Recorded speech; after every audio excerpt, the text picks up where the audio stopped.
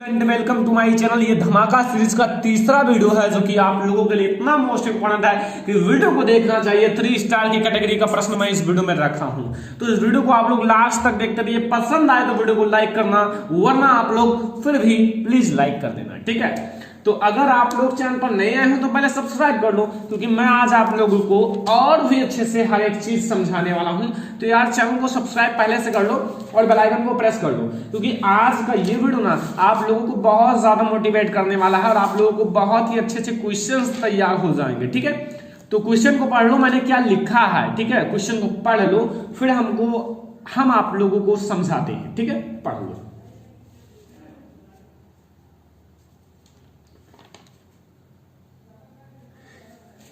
तो स्टूडेंट, आप लोगों ने नाम क्या सुना होगा? स्टरीकरण, अभिक्रिया है। स्टरीकरण से आप क्या समझते हैं? उदाहरण सहित बताइए, उदाहरण सहित कीजिए। अर्थात ये आपका जो है ना इंपॉर्टेंट क्वेश्चन है सभी। तो स्टरीकरण होता क्या है ये भी मैं आपको समझा दूंगा, आप लोगों को बिल्कुल समझ में आ जाएगा। तो देखो, थोड़ी सी परेशानी थी, अब आपको अच्छे से समझाते हैं। देखो, स्टरीकरण पर आपके बोर्ड एग्जाम में टिप्पणी करने के लिए आ जाता है। टिप्पणी कीजिए स्टरीकरण अभिक्रिया। फर्स्ट तो ये पूछा जा सकता है। सेकंड आपसे ये पूछ सकता है कि स्टरीकरण अभिक्रिया से आप क्या समझते हो, उदाहरण सहित स्पष्ट करो।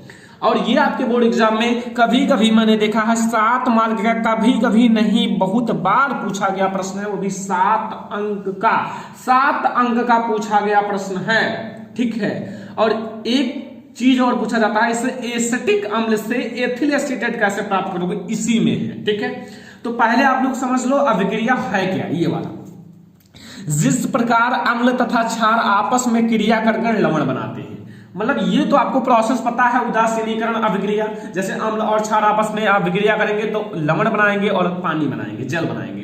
लेकिन वही आपको यहां थोड़ा सा लिख देना है कि जिस प्रकार अम्ल तथा क्षार आपस में क्रिया करके लवण बनाते हैं, उसी प्रकार इसका अम्ल ले लो और क्षार की जगह एल्कोहल ले लो, ठीक है। तो अम्ल और एल्कोहल की अभिक्रिया से एस्टर तथा जल बनते हैं। देखो, एस्टरीकरण के आगे देखो एस्टर लिखा होता है, तो इसीलिए इसका नाम एस्टरीकरण पड़ा। किसी का नाम जो है ना देख कर रखा जाता है, जैसे किसी का नाम देख कर रखा जाता है। बहुत सारे बच्चे का नाम होता है कालिया, तो कालिया क्यों पड़ा? क्योंकि वो बेचारा काला था, ठीक है। बहुत लोगों का नाम पड़ता है जैसे बहुत नाम होते हैं, तो वो सब उनको देख कर रखा जाता है, ठीक है। तो अब आपको एस्टरीकरण समझ में आया, एस्टर बना, इसीलिए इसका नाम एस्टरीकरण रखा गया। तो जिस प्रकार अम्ल तथा क्षार आपस में क्रिया करके लवण बनाते हैं, उसी प्रकार अम्ल तथा एल्कोहल की अभिक्रिया से एस्टर तथा जल बनते हैं। पहली बात, आपको एस्टर का फार्मूला नहीं याद है, ये आपका सबसे बड़ा कंफ्यूजन है। सेकंड बात, आप एल्कोहल भी फिलहाल बहुत सारे स्टूडेंट जानते होंगे, बहुत सारे स्टूडेंट नहीं जानते होंगे। अम्ल तो आप लोग जानते ही हो, लेकिन यहाँ HCl वाला अम्ल नहीं यूज करना है। फर्स्ट चीज आपको ये समझ में आना चाहिए, ठीक। तो आपको मैं समझा दूं, पहले तो आपको मैं एस्टर बना के दिखा देता हूं, ठीक है। एस्टर, जो एस्टर बनता है, तो यहाँ अभिक्रिया डाल दो, उदाहरण या फिर अभिक्रिया। जैसे ये जो मैंने लिखा है इसका उदाहरण तो है, कोई अभिक्रिया नहीं है, ठीक है। देखो, अभिक्रिया या उदाहरण लिख सकते हो। देखो, यहां मैं पहले लूंगा जो आपका एसिटिक अम्ल है, अम्ल और एल्कोहल को लेना है। तो अम्ल जो है ना वो COOH अगर लगा दिया जाए समूह तो वो अम्ल हो जाता है, ठीक है। तो CH3COOH ये आपका अम्ल है। और कौन सा अम्ल है ये भी मैं आपके साथ शेयर करता हूं। ये है आपका एसिटिक अम्ल। क्या है? एसिटिक अम्ल, ये है एसिटिक अम्ल। अब इसके साथ हमें मिलाना है एल्कोहल। अब एल्कोहल कैसे मिलाओगे? C2H5OH लिख लो। ये C2H5OH जो है ना, ये है आपका मेथ एथ, 2 कार्बन की संख्या, इसलिए ये है एथिल एल्कोहल। क्या है बच्चों? मैं आपको ऐसा समझाना चाहता हूं ना कि कोई ना समझ पाए, ऐसा समझाना चाहता हूं, सॉरी कोई समझा ना पाए, ठीक है। जैसे मेरा वीडियो सबसे अलग होना चाहिए। आप लोग यार वीडियो को लाइक कर दिया करो। मैं आपको जैसा बता रहा हूं यार ऐसा लिखो। देखो मैंने क्या कहा, एसिटिक अम्ल ले लिया CH3COOH और ये भी बता दिया COOH लगा हुआ है इसलिए ये अम्ल नाम पड़ा है, और यहाँ OH समूह लगा हुआ है इसलिए इसका एल्कोहल नाम पड़ा है OH। अगर OH समूह नहीं लगा होता तो इसका एल्कोहल नाम नहीं पड़ता। तो अगर जहां OH समूह लगा हो, OH लगा हो, वो आपका एल्कोहल समूह होता है। अब हमें बनाना क्या है, एस्टर।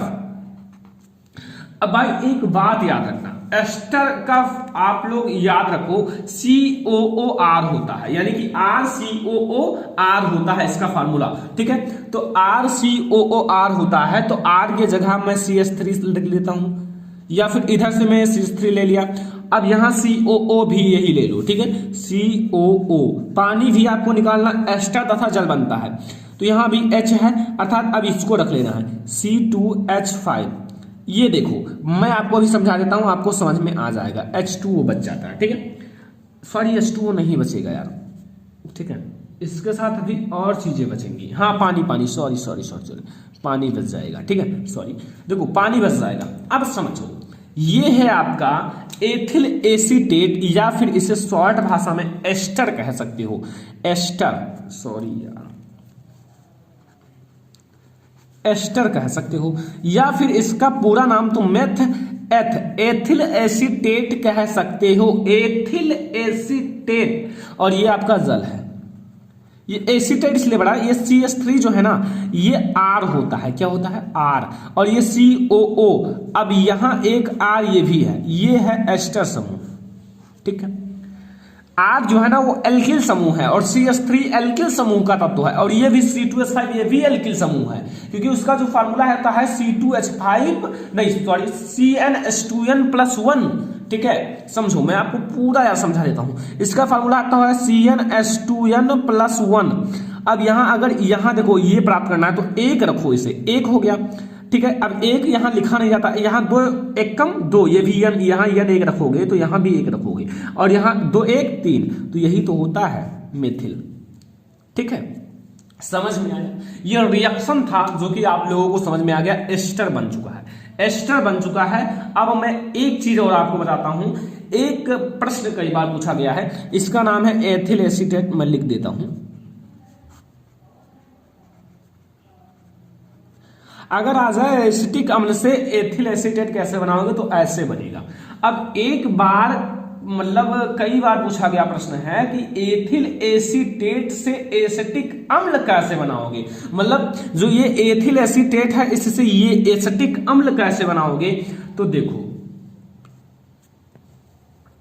या फिर पूछ ले एसिटिक अम्ल के जल अपघटन का समीकरण, ये भी पूछ सकता है इसका एसिटिक अम्ल का, ठीक है। या फिर लिख देता है एसिटिक एथिल एसीटेट, एथिल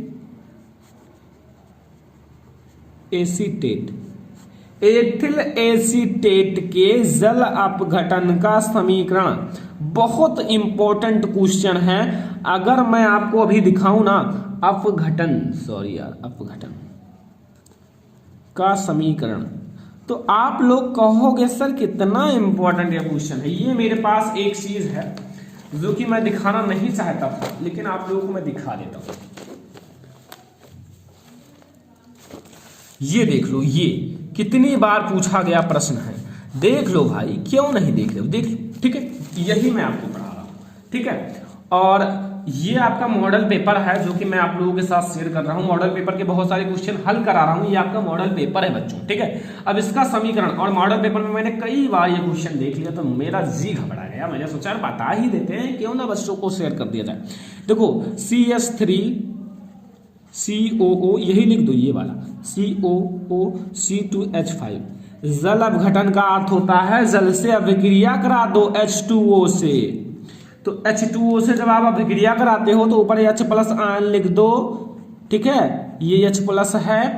अब प्राप्त क्या होगा ये मैं आपको बता देता हूं, CH3COOH, ये आपका एसिटिक अम्ल है, क्या है, एसिटिक अम्ल है। अब देखो बच्चों, आपको प्राप्त होगा C2H5OH, ये है एल्कोहल, और कौन सा एल्कोहल, मेथ H2 है तो एथिल एल्कोहल। ठीक है, समझ में आ गया। कोई भी दिक्कत हो तो आप लोग कमेंट बॉक्स में बता देना, मैं इसका और भी अच्छे से बना दूंगा। वैसे भाई इतना अच्छा आप लोगों को बता दिया हूं कि आप लोगों को समझ में आ जाना चाहिए। अब आपको मैं उपयोग बता देता हूं, इसका उपयोग क्या है। उपयोग नंबर फर्स्ट, सबसे बड़ा उपयोग हर एक चीज का होता है प्रयोगशाला में अभिकर्मक के रूप में। क्या है? प्रयोगशाला में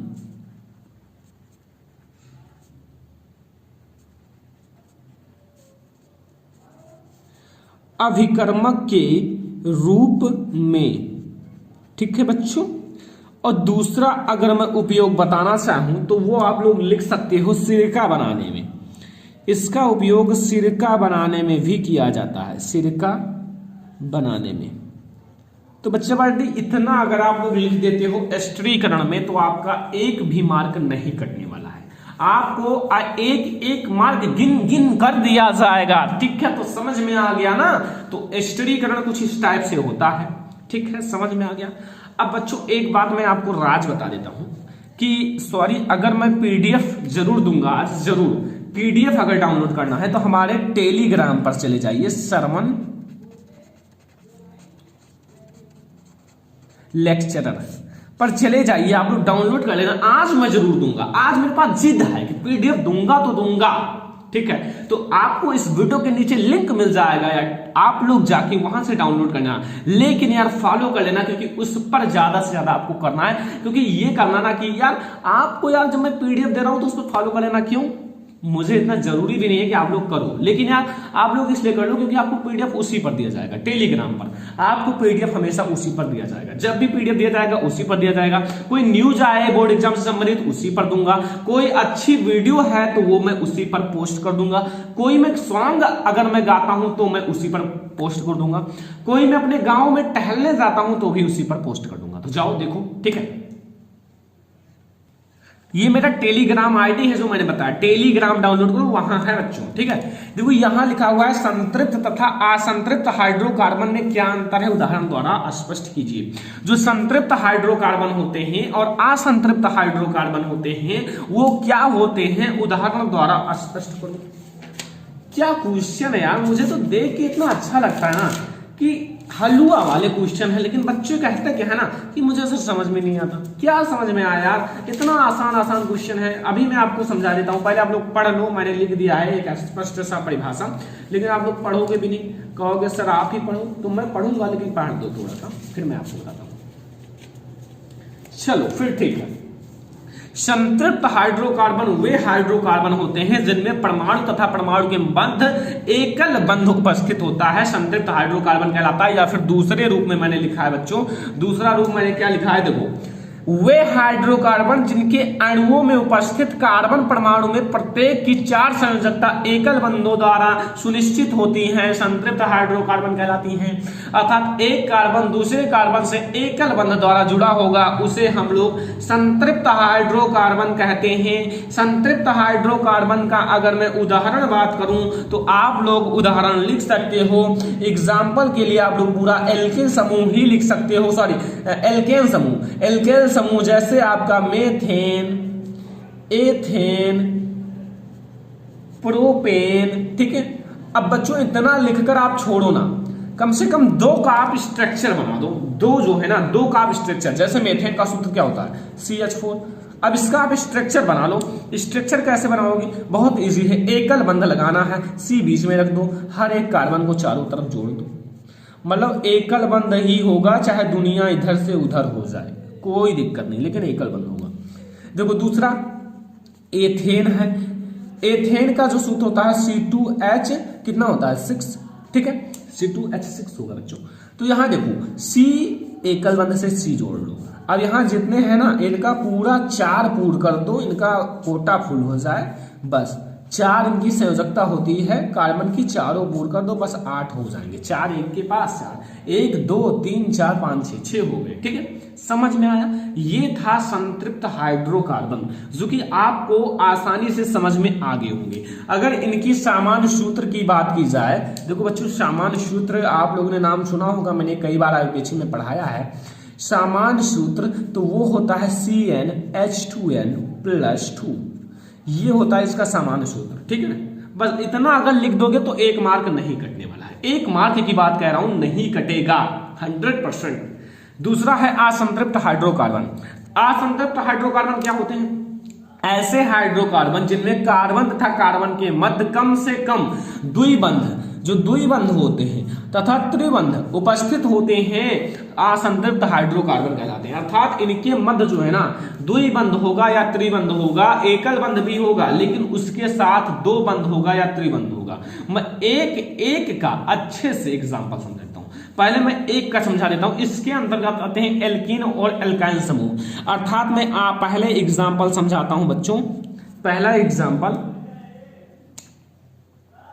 जैसे एथिलीन नाम सुना होगा, जिसे कहते हो पन्नी, वही होगा आई होप, क्योंकि नाम से लग रहा है। और दूसरा है एसिटिलीन, ये दोनों समझ में आया। मैं आपको इसका चित्र बना देता हूं। इसका सूत्र होता है C2H4, ठीक है। और इसकी अगर सूत्र की बात की जाए तो C2H2, ठीक है, समझ में आया। अब इसकी आप लोग सोच रहे होंगे इस तरह स्ट्रक्चर बनवा देते तो बहुत अच्छा रहता, तो बनवा देते हैं ना, क्या दिक्कत है। देखो यहाँ कार्बन और कार्बन के मध्य द्विबंध लगाओ, क्योंकि ये जो है ना, ये असंतृप्त हाइड्रोकार्बन है। और H ऊपर नीचे जोड़ दो, ठीक है, समझ में आया। बस यही इसका स्ट्रक्चर है, यही इसका सब कुछ है। अब यहाँ जो है ना, EH लगाओ, C लगाओ और ट्रिपल बॉन्ड लगाओ, C और EH, ठीक है। ये आपका जो है ना असंतृप्त हाइड्रोकार्बन का एग्जाम्पल है। तो यहां से आपके संतृप्त और असंतृप्त भी क्लियर हो गए होंगे, क्योंकि ये क्वेश्चन बच्चों विस्तृत स्तरीय में पूछा जाता है या फिर लघु स्तरीय में, इन्हीं दोनों में पूछा जाएगा। और अगर आप लोग बता ले जाओगे ना, तब तो सोने पे सुहागा हो जाएगा, ठीक है। तो ये आपको समझ में आया। अब हम लोग बढ़ते हैं अगले क्वेश्चन की ओर। बच्चों, स्नेल का नियम क्या होता है? What is Snell's law? बच्चों एक बात समझना, स्नेल का नियम आपको चुटकियों में आ जाएगा, लेकिन उससे पहले आपको प्रकाश का अपवर्तन पता होना चाहिए, जो कि मैं इस वीडियो में नहीं पढ़ाने वाला हूं। प्रकाश के अपवर्तन के लिए आपको सर्च कर लेना है, पूरा चैप्टर मैंने पढ़ाया है, प्रकाश का परावर्तन, अपवर्तन तथा लेंस। पूरा चैप्टर एक वीडियो में सर्च कर लेना, आपको मिल जाएगा। क्या सर्च करना है? प्रकाश का परावर्तन तथा अपवर्तन बाय श्रवण लेक्चरर। आपको वो वीडियो फ्रंट पे मिल जाएगा, यानी कि सबसे आगे मिल जाएगा, ठीक है बच्चों। ये है आपका काम। देखो स्नेल का नियम क्या होता है, आपने अगर अपवर्तन का जो रूल्स है ना, उनके 2 नियम थे, वो पढ़ लिए होंगे तो स्नेल का नियम पढ़ लिए होंगे। और अगर नहीं पढ़े होंगे तो आप नहीं जानते, और ये आपके लिए IMP क्वेश्चन है। तो अब क्या करें, तो मैं आपको समझाने वाला हूं। देखो, किन्हीं 2 माध्यम, अपवर्तन में 2 माध्यम की जरूरत होती है। जैसे यहां से आएगा ऐसे अभिलंब और ऐसे विचलित हो जाता है, इसमें 2 माध्यम की जरूरत होती है। तो किन्हीं 2 माध्यमों के लिए तथा एक ही रंग के लिए, मतलब 2 माध्यमों लेकिन एक ही रंग हो, ठीक है। अगर वो उज्जर है तो ये उज्जर होना चाहिए, ये काला है तो ये भी काला होना चाहिए, मतलब जो रंग होना सेम हो, एक ही रंग के लिए आपतन कोण की ज्या साइन आई, ज्या जो होता है ना वो साइन होता है। तो अगर आपतन कोण लग जाए ना तो वो आई होता है। क्या होता है? आई, और साइन आई, ठीक है। आपतन कोण की अगर ज्या कहा जाए तो वो साइन आई, तथा अपवर्तन कोण की ज्या साइन आर का अनुपात एक नियतांक होता है। अब समझना बच्चों, यहां आपको समझने की पॉइंट है कि आपतन कोण की ज्या साइन आई तथा अपवर्तन कोण की ज्या साइन आर, इसका अनुपात एक नियतांक होता है। तो कितना इजी है ना, दोनों को बटे में कर लो, अर्थात अनुपात में कर लो, और यही आपको फॉर्मूला याद हो, साइन आई बराबर नियतांक। आप यहीं से बना सकते हो कि ये आपतन कोण की ज्या है, आपतन कोण की ज्या तथा अपवर्तन कोण की ज्या का अनुपात सदैव एक नियतांक होता है। सदैव क्या होता है, एक नियतांक होता है, जो कि मैंने यहाँ एक कांस्टेंट लिख दिया है नियतांक, ठीक है। नियतांक आप n ले सकते हो, ठीक है, कोई दिक्कत नहीं है। यहां तक समझ में आया? आपको प्रकाश का अपवर्तन बिल्कुल समझ में आ गया होगा। अभी भी कोई दिक्कत हो यार तो कमेंट कर देना, मैं आप लोगों के लिए इसका एक एक्स्ट्रा वीडियो भी बन चुका है, जो कि मैंने पढ़ा भी दिया था पहले, लेकिन मैंने सोचा आप लोगों के लिए इंपॉर्टेंट है तो 2 बार कर दें, क्योंकि आप लोग यार हमारे सब कुछ हो, आप लोग हमारे फैमिली हो, आप लोग हमारे अच्छे अच्छे सुंदर सुंदर स्टूडेंट हो, ठीक है। तो वही मैं आपको समझाना चाहता हूं, तो कि हर एक चीज यार चीर फाड़ के पेपर को रख दो, ऐसा टॉप करो ना कि नाम हो जाए यार, नाम हो जाए। कुछ अपना एडवांस पढ़ लिया करो। मैं इसे स्नेल का नियम पढ़ा रहा हूं, आप अपवर्तन परावर्तन सबको पढ़ डालो, प्रकाश का अपवर्तन पढ़ डालो, प्रकाश का परिकिरण पढ़ डालो, प्रिज्म का अपवर्तन सब कुछ पढ़ डालो यार। कुछ आपको एडवांस चलना है। जब आप एडवांस चलोगे ना तब आपके पीछे दुनिया दौड़ेगी, वरना अगर आप वैग पे चलोगे, वैग तो दुनिया आगे निकल जाएगी, एडवांस हो जाएगा। तो एडवांस बनो। बहुत सारे लोग कहते नहीं कि ये एडवांस चल रहा है, दुनिया एडवांस चल रही है। तो एडवांस क्यों चल रहा है? क्योंकि वो तुमसे आगे है, ठीक है। प्रकाश का परावर्तन, बच्चों प्रकाश का परावर्तन मैं आपको समझा देता हूं, क्योंकि अपवर्तन से ज्यादा VIMP है परावर्तन, तो यार समझाना तो पड़ेगा, ठीक है। तो समझने के लिए आप लोग माइंड को सेट कर लो, जहां कहीं टहलने गया हो वापस ले आओ, क्योंकि अब आपको यहां समझना होगा। ये एक बढ़िया सा चिकन सा समतल पृष्ठ है। क्या है? समतल पृष्ठ है, परावर्तक पृष्ठ भी कह सकते हो, परावर्तक पृष्ठ है, जो कि एक तरफ ये पॉलिश है। क्या है? ये पॉलिश किया गया है। एक तरफ तो चिकना है, बढ़िया चिकना सा, लेकिन इधर पॉलिश किया गया है। पॉलिश क्यों किया गया है? क्योंकि प्रकाश का परावर्तन कराना है। अगर प्रकाश के परावर्तन कराने के लिए आपको इसे पॉलिश करना होगा। अगर आप पॉलिश नहीं करोगे तो ये तो VN1 माध्यम हो जाएगा, ये N2 माध्यम हो जाएगा, जो कि ये अपवर्तन को प्रदर्शित करता है। समझो, मैंने एक किरण इस पर डाला, जो कि ये है आपतित किरण। क्या है? आपतित किरण। अब यहाँ एक ये ऐसे परावर्तित हो गई, ठीक है, लेकिन बीच में मैंने अविलंब खींच दिया। समझो, ये मैंने एक किरण डाला जो कि आने वाली किरण को आपतित किरण, और ये इस परावर्तक पृष्ठ से टकराकर ये ऐसे लौट गई, और ये है आपतन बिंदु। क्या है? आपतन बिंदु यहाँ। अब यहाँ समझने वाली बात ये है कि ये इस पृष्ठ से बढ़िया से टकरा गई, और फिर जिस माध्यम से आई थी उसी माध्यम में वापस लौट गई। तो जिस माध्यम में वापस आई थी ना, उसी माध्यम में वापस लौट गई। तो सोचो यार, यही तो है परावर्तन, जहां आए वहीं से लौट जाए। जैसे ये यहां आया, फिर यहीं से जिस तरह जितना एंगल ये था उतनी एंगल में चला गया। अगर ये 30 डिग्री था तो ये भी 30 डिग्री है, क्यों? किसी से कम नहीं है, ठीक है। और ये जो है ना, ये आपका क्या है? ये आपका साइन आई है, अर्थात आपतन कोण, और ये है परावर्तन कोण, साइन आर। साइन आई है और साइन आर दोनों आपको ये बीच में, और ये आपको अभी समझ में आ जाएगा। देखो, जब किसी प्रकाश को सतह से टकराकर माध्यम के उसी ओर वापस लौटने की घटना को प्रकाश का परावर्तन कहते हैं। मैंने बहुत शॉर्ट में लिखा है, क्योंकि आपको और बेटर समझ में आ जाए। पहले वाले वीडियो में और बड़े होते थे, लेकिन अब मैंने और शॉर्ट में लिख दिया है, क्योंकि आपको ज्यादा बेटर समझ में आएगा कि जब प्रकाश किसी सतह, ये एक सतह है, सतह से टकराकर माध्यम के उसी वापस माध्यम के उसी ओर वापस लौटने की घटना को प्रकाश का परावर्तन कहते हैं। ठीक है, समझ में आया? अब इनके 2 नियम थे, नियम को मैं समझा देता हूं। देखो, नियम क्या थे कि अगर साइन आई है तो वो साइन आई जो होगा ना, वो साइन आर के बराबर होगा। मतलब sine i equal to sine r. क्यों? क्योंकि यहां जो ये बराबर कोण में वापस लौट रहे हैं। अगर वो ऐसे हैं ऐसे, तो ये ऐसे आएंगे तो ऐसे जाएंगे। ये कोण बिल्कुल बराबर होगा, जितना होगा उतना ही होगा। अगर आप लोग प्रैक्टिस करना चाहते हो तो आपके घर में बड़ा वाला मिरर, यानी कि जो दर्पण होता है, शीशा होता है, वो लगा होता है। आप टेढ़े ऐसे ले जाओ, टार्च इस पर मारो, ऐसे आपको जैसा मारोगे ऐसे निकल जाएगा। ठीक है, टेढ़ा मारना, सीधा नहीं, ठीक रहेगा।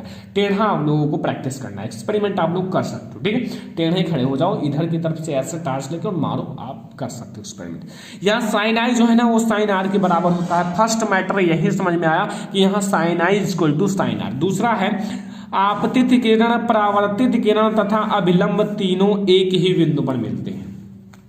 यहाँ जो आपतित किरण है और परावर्तित किरण और ये अभिलंब, तीनों यहाँ एक ही बिंदु पर मिलते हैं। कहाँ मिलते हैं? एक ही बिंदु पर मिलते हैं। बस यही आपको समझना था बच्चों। ये था आज का हमारा मोस्ट इंपॉर्टेंट वीडियो, ठीक है, क्योंकि आपको ये समझ में आ गया होगा। फर्स्ट बात, आपको वीडियो को लाइक करना है इस धमाका सीरीज को आगे ले जाने के लिए। चैनल को सब्सक्राइब करना है। मैं और भी लॉन्ग जो क्वेश्चन है उसे सॉल्व कराऊंगा, आपके साथ सॉल्व कराऊंगा। लेकिन यार मेरे चैनल को सब्सक्राइब कर लो, वीडियो को लाइक कर दो, अपने फ्रेंड्स के साथ शेयर कर दो, क्योंकि ऐसे ही वीडियो पाना है तो। वरना आप लोग क्या कीजिए कि आप लोग एक काम कर लीजिए, जो कि आपको करना है इसे आप लोग नोट कर लो, या फिर पीडीएफ डाउनलोड करने के लिए टेलीग्राम पर श्रवण लेक्चर सर्च कीजिए, वहां आपको मिल जाएगा। Thanks for watching this video.